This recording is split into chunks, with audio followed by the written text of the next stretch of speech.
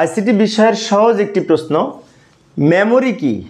সহজ হলেও না জানা থাকলে অনেক সময় লেখা যায় না। তো মেমোরি হচ্ছে তথ্য সংরক্ষণকারী ডিভাইস। তো আমরা সংক্ষেপে এইভাবে লিখতে পারি। উত্তর, কম্পিউটারের যে অংশে বা ডিভাইসে তথ্য সংরক্ষণ করা হয় তাকে মেমোরি ডিভাইস বা মেমোরি বলে। আমি আবারও বলছি, কম্পিউটারের যে অংশে তথ্য সংরক্ষণ করা হয় বা যে ডিভাইসে তথ্য সংরক্ষণ করা হয় তাকে মেমোরি বলে। যেমন আমি যদি একটি মেমোরি কিনতে চাই, পেন ড্রাইভ কিনতে চাই, তো পেন ড্রাইভটা এক ধরনের মেমোরি, তার মানে হচ্ছে একটা ডিভাইস, যন্ত্র। আবার কম্পিউটারের মধ্যে এরকম মেমোরি আছে।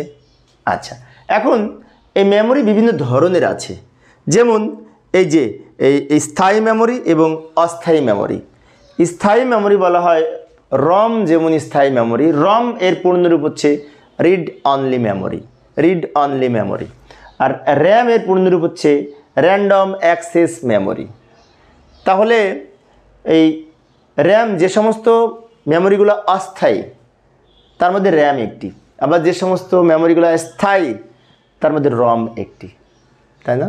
যেমন আমরা মোবাইল কিনতে গেলেও র্যাম কত, রম কত অনেক সময় আমরা এই দেখে কিনি। তো প্রিয় শিক্ষার্থী বন্ধুরা, এই অধ্যায়ে সৃজনশীল প্রশ্নের প্লেলিস্ট আমি ভিডিও ডেসক্রিপশনে দিয়ে রেখেছি, ওখান থেকে তোমরা সৃজনশীল প্রশ্ন পড়ে নিতে পারবে। ধন্যবাদ সবাইকে।